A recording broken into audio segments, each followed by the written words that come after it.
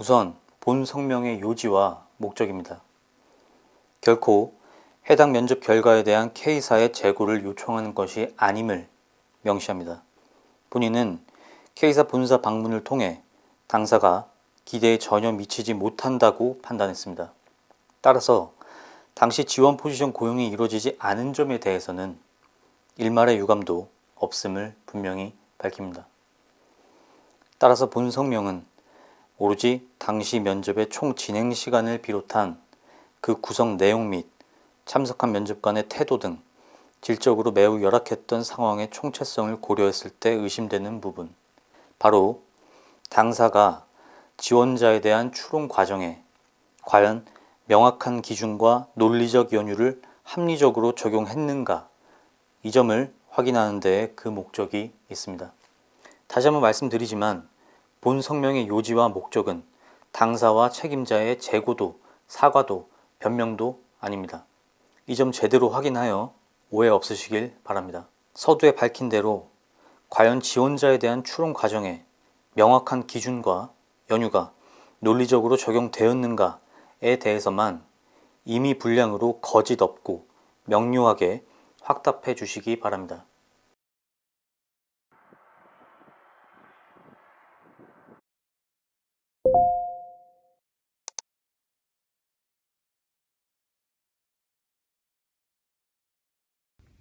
자, 이게 지난 12월 12일 목요일에 제가 지난 영상들에서 얘기했던 그 강남구 K사의 대표 B씨로부터 직접 온 메일입니다. 내용 보셔서 아시겠지만 내용이 상당히 깁니다. 깊이 사과드린다. 한 번 더 깊이 사과드린다. 진심으로 사과드린다. 깊이 반성하고 있다. 최선을 다하겠다. 그런데 제가 지난 성명 발표 영상에서 요구했던 그 부분에 대한 답변은 쏙 빠져 있습니다. 알맹이가 없다는 얘기죠. 얼핏 보면 형태를 갖추고 있는 것 같지만 속이 텅 비어 있다는 거죠. 텍스트가 있는 것처럼 보이는데 사실 진짜 내용은 빠져 있는 겁니다. 물론 이 대표가 사과한다고 하는, 반성한다고 하는 그 부분은 진짜일 수도 있다고 생각해요. 대표가 설마 그렇게 느끼지 않을 수는 없겠죠. 제가 분석하면서 느낀 바로 이 대표는 분명히 이렇게 느낄 거라고 생각을 하고 개선하겠다는 부분에 대해서도 분명히 그렇게 할 거라고 저는 생각은 듭니다. 그런데 어쨌든 간에 제가 저번 영상에서 요구했던 부분에 대한 답변은 없어요. 아주 간단한 부분이었죠.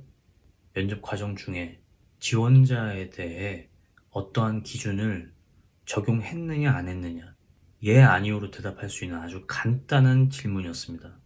이렇게 사과를 듣고 싶다든지 변명을 듣고 싶다든지 한 게 결코 아니었어요. 제가 분명히 그렇게 얘기했죠. 그런 것들이 아니라고, 그러려고 이렇게 영상 찍는 게 아니라고. 그런데 200억이나 투자받은 회사의 대표가 그 간단한 예 아니요 질문에 대해서 대답을 못하고 있습니다. 기가 차죠. 왜 대답을 못할까요? 이렇게 아주 심플한 질문에 대한 답변조차 하지 못한다는 것은, 이것이 뜻하는 건 결국 단 하나입니다. 어떠한 기준도 적용되지 않았기 때문이에요. 지원자들을 분별하고 선별하는 그 과정에 분명한 기준이 있었다면 왜 그걸 대답하지 못하겠습니까? 충분히 대답할 수 있죠. 그런 기준을 가지고 있어야 하는 단체가, 그리고 그 단체의 수장이 그것에 대해서 대답을 못한다?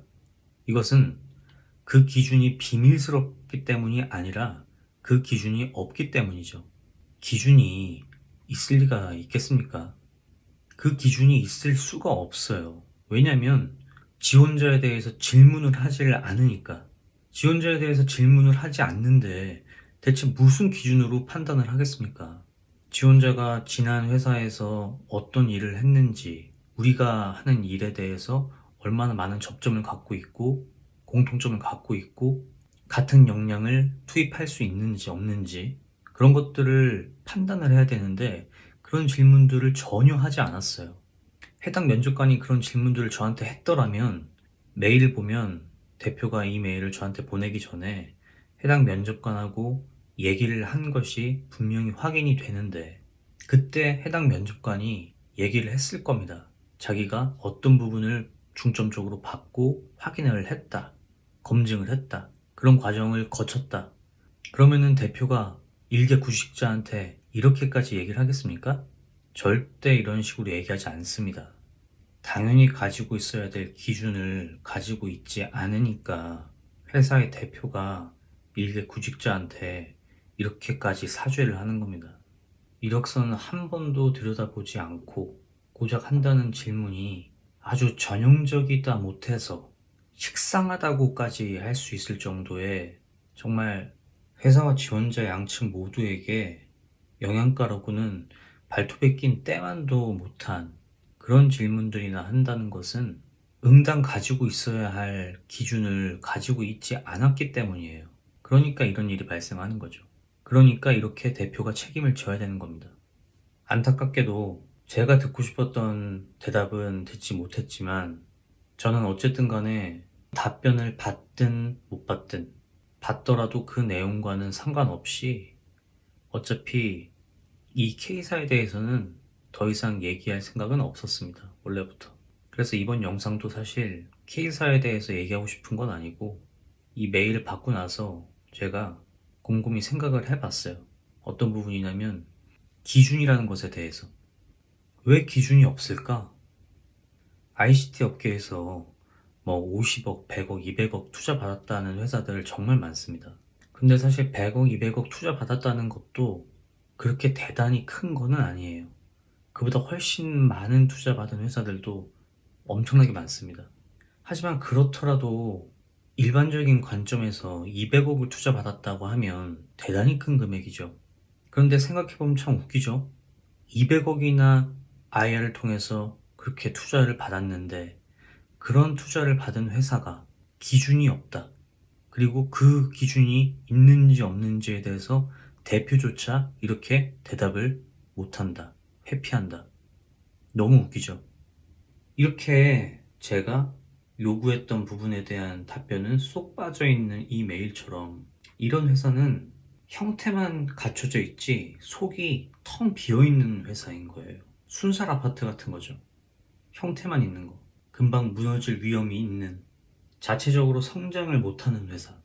그러니까 이런 회사들은 200억, 300억, 400억, 500억 계속 투자만 받습니다.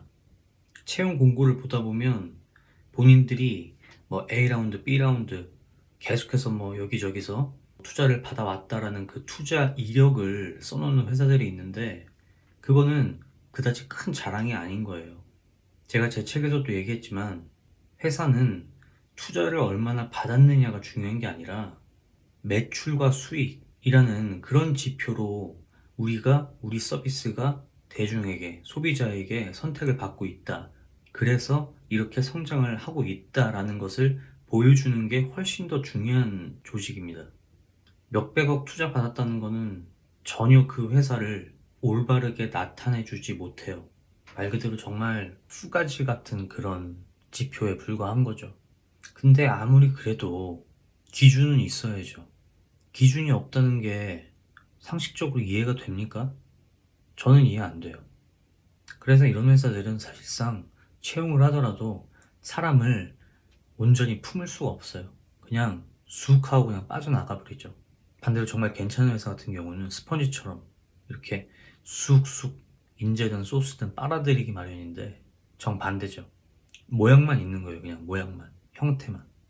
그 안에 철근이 없어. 기준이 없어. 근데 왜 기준이 없을까?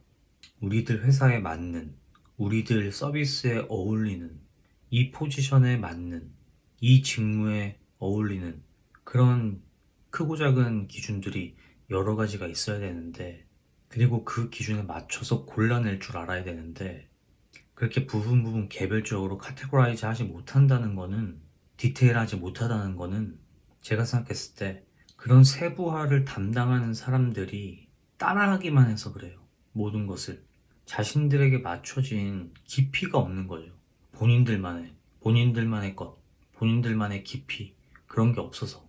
그런 깊이를 갖추기 어려운 게 평생을 우리는 따라만 했어. 남들 따라서 태권도 학원 다니고, 남들 따라서 컴퓨터 학원 다니고, 영어 학원 다니고, 중간고사, 기말고사 준비하느라고 종합학원 다니고 단과학원 다니고 입시 준비하고 대학교 가고 전문대 가고 그러면 또 취직 준비하고 그러다 보니까 본인이 뭘 좋아하는지도 몰라. 본인 깊이가 없거든. 그러니까 야 취직 준비해야 된대. 취직 준비하려면 뭐 해야 돼? 이거 자격증 따야 되고 저거 자격증 준비해야 되고 자격증도 다 똑같아. 어학시험 이거 필수야. 업계가 다르고 하는 일이 다른데 왜 어학시험이 필수야? 왜 이 자격증이 필수야? 생각 없어. 남들 따라서 그냥 다 하는 거야. 그래서 어찌어찌 회사를 갔네? 직장 생활을 했네? 그러다 보니까 임원이 됐네? 이사가 됐네? 면접관이 됐네? 면접을 보네? 면접에는 이런 질문 해야지. 저런 질문 해야지. 근데 그게 열나 식상해. 미칠 정도야. 그냥 회사 안 다니는 사람들조차도 머릿속에 그냥 들어있는 그 정도 수준의 말도 안 되게 식상한 질문들이야. 그런 거밖에 못해. 질문도 따라 하는 거야. 안 그러고 깊이 있는 질문? 못해. 왜냐고? 이력서 안 보고 들어오니까.